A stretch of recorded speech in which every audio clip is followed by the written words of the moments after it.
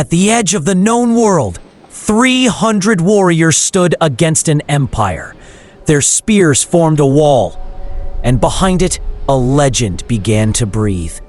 From the east came an army so vast that ancient writers claimed it drank rivers dry. And yet, Spartans did not flee. They prepared. Why would only 300 men choose to stand? When every calculation said they would fall. Stay with me, because to understand their final stand, we must first understand the world they chose to die for. Greece was not a single nation then. It was a mosaic of rival city-states, each one proud, fierce, unwilling to bow. Among them, Sparta stood apart, its walls not stone, but the discipline of its people. Their lives were crafted, not born, to withstand fear. From childhood, they learned that courage was a duty, not a gift. And perhaps that is why destiny found them first, when Persia came for Greece. Persia was a colossal empire, spreading from Egypt to the Indus Valley. Against it, Greek unity was fragile at best, but one narrow pass offered the Greeks a chance. Thermopylae, the hot gates. Here, geography became a weapon. Mountains on one side, the sea on the other, leaving room for only a few to fight many. Sparta answered the call, but under strict law, their army could not leave for war during a sacred festival. So King Leonidas chose differently. He would take only his personal guard, 300 men, not to win, but to delay an empire. Each of the 300 brought a single heir. Sparta ensured its bloodline would not die with them. Their march north became a silent promise. If Greece must survive, they must not return. But they were not alone. Allies joined them. Thespians, Thebans, and others willing to stand at the gates. Still, the Spartans remained the spine of the defense. Their discipline turned the narrow pass into a living fortress. And when the Persians arrived, even the earth seemed to tremble. They came in waves, archers, infantry, cavalry, but the pass allowed few to engage at once. On the first day, the Spartans let the Persians come close, then struck with perfect unity. Their phalanx held like iron. Spears thrust as one. Shields moved as if controlled by a single mind. Persian numbers meant nothing in such a narrow corridor. The Greeks turned waves into trickles. For the first time, Persia tasted defeat at Thermopylae. But Leonidas knew this victory was borrowed time. The empire would come again, harder. Night fell over Thermopylae, but rest did not. The Spartans repaired shields, sharpened blades, and whispered no fears. They fought not to survive the battle, but to buy a future for Greece. And so, when dawn returned, they stood ready again, 300 shadows against the rising sun. But something darker was approaching. Not just soldiers, a secret path that would break the pass. Before the world remembers their final stand, it must remember the world they fought to protect. Sparta was more than a city. It was an idea shaped by discipline so deep it carved itself into every home, every breath, and every heartbeat of its people. Their houses were simple: stone walls, wooden beams, few decorations. Beauty came not from possessions, but from the quiet strength each family carried within its narrow rooms. Before sunrise, footsteps echoed through Spartan streets. Children trained, adults worked, elders watched. Every day began with purpose, because in Sparta, idleness was a stranger no one welcomed. Spartan mothers raised warriors with fierce love. They did not teach fear, only resilience, reminding sons that honor must travel with them or return home carried by their shield. At 7 years old, boys entered the Agos, Sparta's brutal training system. Hardship wasn't cruelty. It was preparation for a world that demanded victory or extinction. Agoj students slept on reeds, fought barefoot, endured hunger. Pain wasn't punishment. It was the teacher that sculpted them into the unbreakable wall Greece would someday depend on. By adolescence, Spartan youths learned endurance, stealth, and obedience. Their world offered no comfort, but gave something greater: certainty that fear could be mastered. To outsiders, their discipline seemed harsh, but to the Spartans, it was the very thing that kept chaos from devouring Greece. Spartan women held unusual power for their age. Educated, outspoken, physically trained, they shaped the spirit of the city as fiercely as any soldier shaped its defense. Meals were simple: black broth, barley bread, figs, olives. Spartan cuisine didn't aim for pleasure, only fuel for bodies expected to withstand impossible burdens. Spartans valued silence. Speech was measured, sharp, purposeful, words honed like blades. They believed the strongest truths required the fewest syllables. Their beliefs blended ritual with discipline. They honored Artemis Orthia, Apollo, Zeus, seeking favor not for luxury, but for strength and survival in troubled times. Every day, even adults trained, running hills, grappling, drilling with shield and spear. Physical mastery wasn't admired. It was expected of every citizen warrior. Everything in Sparta, law, education, family, served a single purpose: preparing citizens to confront threats far larger than themselves. Yet even in this disciplined world, shadows gathered. Rumors whispered of an empire approaching, one no Greek city had faced alone. From childhood, Spartans learned obedience, not through fear, but through repetition. Actions drilled until instinct replaced hesitation, shaping warriors who reacted without doubt or disorder. Endurance defined them. Spartans believed the body could be pushed far beyond comfort, and that every hardship carved away weakness like a sculptor revealing stone beneath.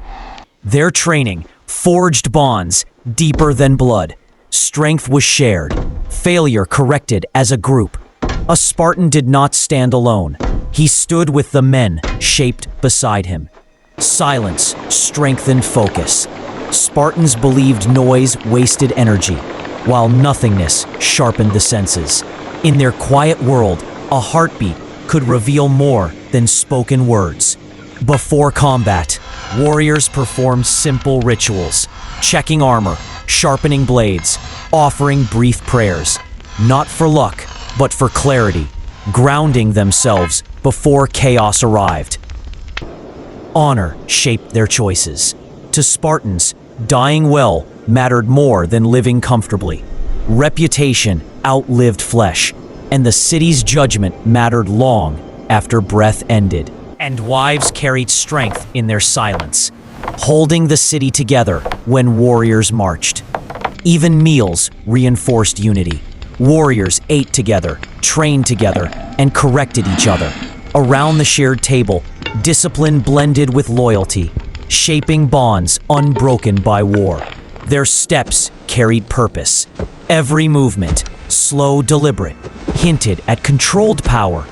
Watching a Spartan march was witnessing discipline turned into motion. Contrary to myth, Spartans didn't glorify cruelty. Discipline came from structure, not senseless aggression. They believed real strength emerged from self-control long before battle began. Comfort was intentionally limited. Simple clothing, basic tools, minimal possessions. Spartans believed excess softened the mind, and softness endangered the city itself. Citizens looked after one another. Discipline created stability, and stability nurtured unity. Their sense of belonging was stronger than any chain a tyrant could forge. Across Sparta, training sounds echoed daily, wood striking wood, metal ringing metal. The city itself seemed to breathe in rhythm with its warriors. Even in peace, Spartans felt the weight of responsibility. They lived knowing enemies watched, waiting. So vigilance became as natural to them as breath.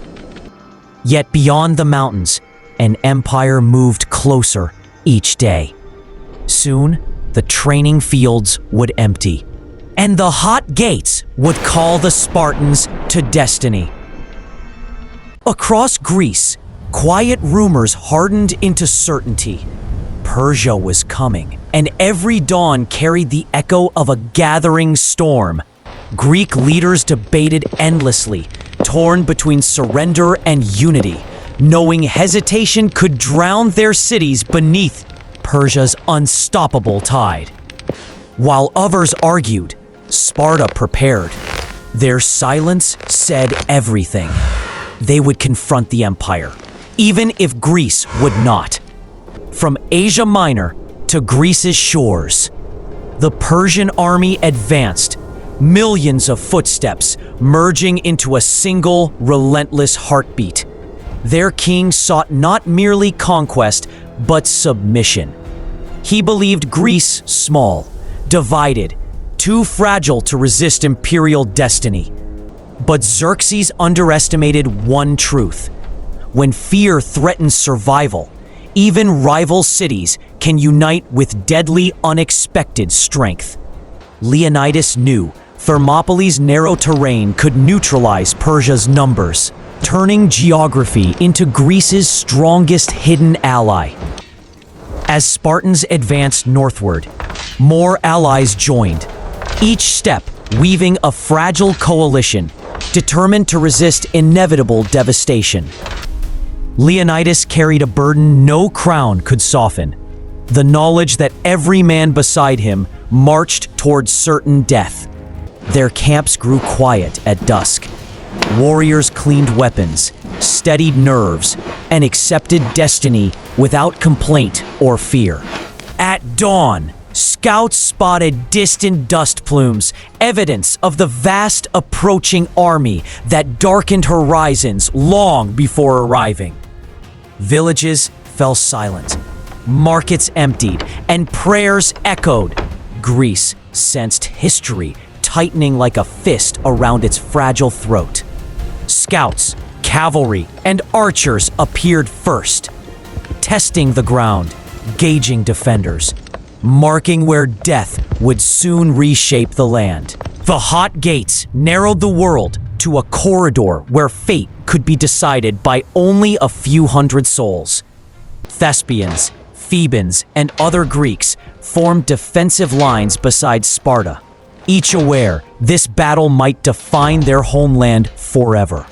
When the phalanx locked, it transformed into a single organism, disciplined, unyielding, and engineered to resist overwhelming force.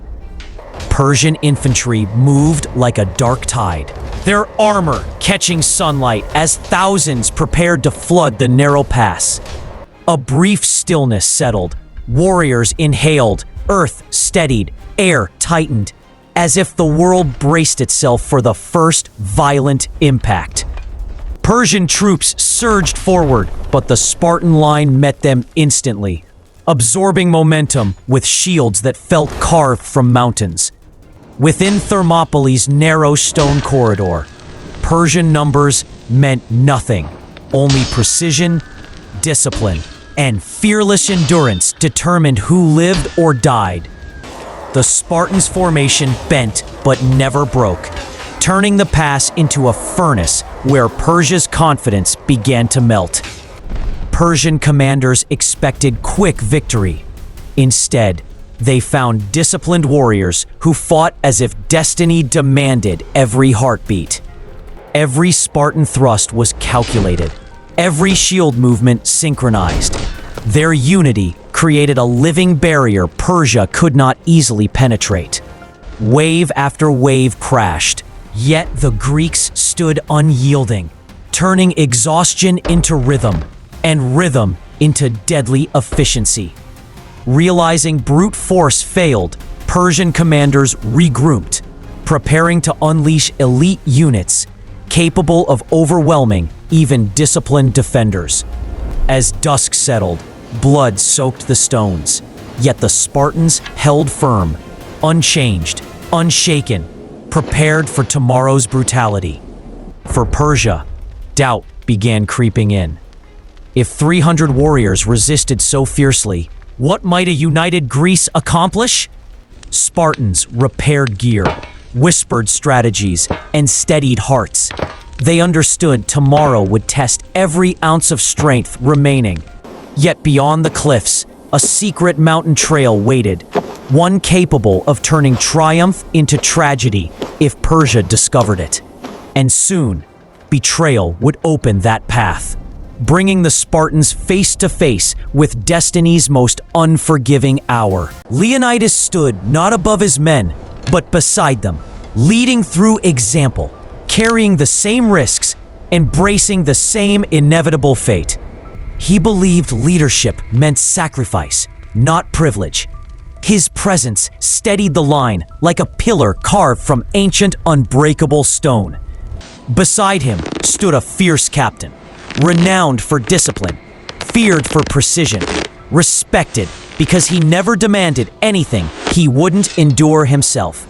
His vow was simple: hold the pass until breath failed. No doubts, no hesitation, only duty carried to its absolute end. A younger Spartan fought nearby, unproven yet determined, driven by the weight of lineage and the silent expectations behind every shield. He fought to honor ancestors, to earn his place among legends, and to prove courage could thrive even in innocence's shadow. An older veteran anchored the flank, scarred, steady, carrying decades of warfare etched into posture, breath, and unshakable resolve. Together, these men formed the heart of the Spartan defense. 3 generations woven into a single, unbreakable, resisting spirit. Among them stood Thespians, volunteers who refused retreat, choosing to die beside Spartans rather than live under foreign chains. The Thebans arrived unwillingly, yet their presence mattered. Even reluctant defenders shaped the fragile shield wall, facing Persia's fury. Xerxes released his immortals, elite soldiers trained from childhood, armored like shadows, feared throughout the empire for relentless precision. They expected easy victory, yet found an iron wall. 300 warriors holding ground with impossible coordination and terrifying resolve. Leonidas fought where danger peaked, spear striking with measured brutality, proving a king's duty meant standing exactly where death pressed hardest. Beside him, the captain anchored the formation, correcting gaps, reinforcing pressure, turning chaos into controlled, lethal rhythm. The young warrior fought tirelessly, each strike bold, driven by determination to prove himself worthy among men carved from iron. The veteran wasted no movements, every strike economical, every block perfected through countless battles long before Thermopylae. Their unity astonished Persia. 300 men fighting with one thought, one purpose, one unbreakable heartbeat. Xerxes expected swift domination. Instead, he watched elite troops falter before warriors who refused fear, fatigue, or submission. Leonidas urged his men forward, not with speeches, but presence, each motion whispering determination stronger than despair. Thespians and Thebans fought with equal courage, proving Thermopylae's defense belonged to many, though history often remembers few. Even the immortals broke under pressure, forced to retreat and regroup, astonished that resistance held stronger than imperial pride. For a moment, the battlefield quieted. But calm here was never peace, only the sharp breath before another storm. Unseen above, a shadow moved along the hidden trail, a silent betrayal preparing to carve open Sparta's rear line. Thermopylae was never lost on the battlefield. Its doom crept from the mountains, carried by a single traitor's choice. When word reached Xerxes of the hidden path, he saw his chance, not to break the Spartans, but to surround them. Persian commanders prepared elite units to circle behind the Greeks, turning the narrow pass into a tightening trap. Though unaware of betrayal, Spartans felt atmosphere change, pressure thickening, uncertainty rising like smoke over distant cliffs. Leonidas scanned the ridges, sensing danger. Experience whispered truths unseen. Battle's balance had shifted. Persian units neared the Greeks' rear flank. Soon, the defenders would find themselves trapped between two crushing tides. The Spartans would soon learn the truth. Thermopylae's fall was sealed not by strength, but by betrayal carved into mountains. Persian forces advanced from both directions, tightening the pass into a deadly vice. Sparta's final hour approached with silent, undeniable certainty. Scouts returned breathless, revealing betrayal. Leonidas understood instantly. Their position was lost, but their purpose remained unbroken. He ordered most allies to withdraw, sparing thousands. Only those choosing death over retreat remained beside Sparta's king. The remaining warriors understood they weren't fighting to survive, but to buy Greece one final precious breath of time. Dawn broke gently, a cruel contrast to what awaited. Yet no Spartan trembled. Their silence carried more bravery than any battle cry. They tightened ranks, shields locking flawlessly, embodying unity so complete it seemed carved from a single unbroken spirit. When Persians surged forward, Spartans met them head-on, fighting with everything fate had left in their burning, exhausted bodies. They held impossibly long, each heartbeat carrying Greece further from collapse, each step defying an empire grown impatient. Yet numbers devour even legends. The phalanx thinned, gaps widened. Still, no Spartan stepped backward. Leonidas fought like a storm embodied, every strike purposeful, every breath carrying weight far greater than one life. But even storms fade. Leonidas fell beneath overwhelming force, his death echoing through the pass like thunder.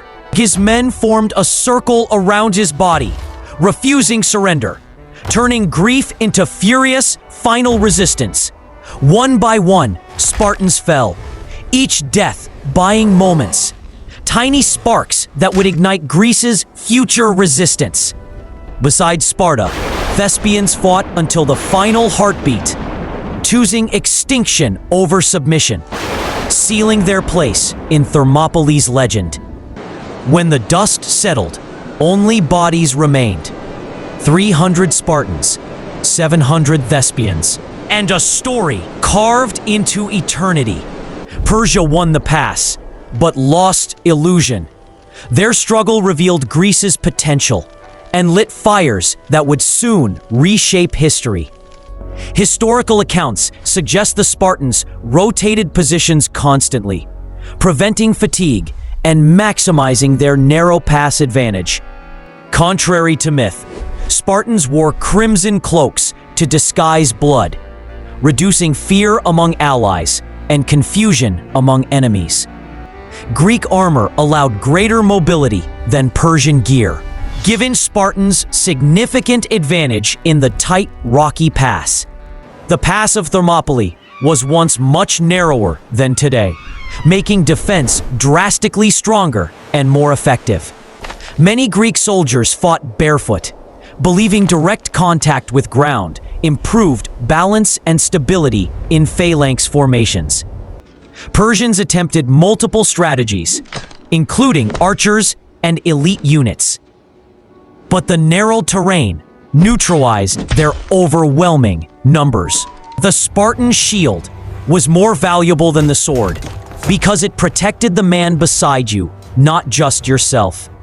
Xerxes reportedly expected victory within hours. Instead, the battle lasted several days, an embarrassment chronicled across ancient sources. Despite defeat, Thermopylae unified Greece, setting stage for later victories at Salamis and Plataea, turning tragedy into momentum. Spartan mothers truly said, "Return with your shield or on it," expressing duty valued above individual survival. Thermopylae wasn't a defeat.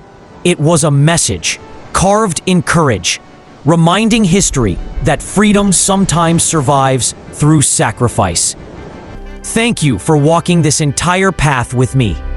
This film was crafted with care, offered as tribute to courage beyond time. Your presence keeps this series alive. Together, we'll continue rebuilding the ancient world, one breathtaking, unforgettable scene at a time.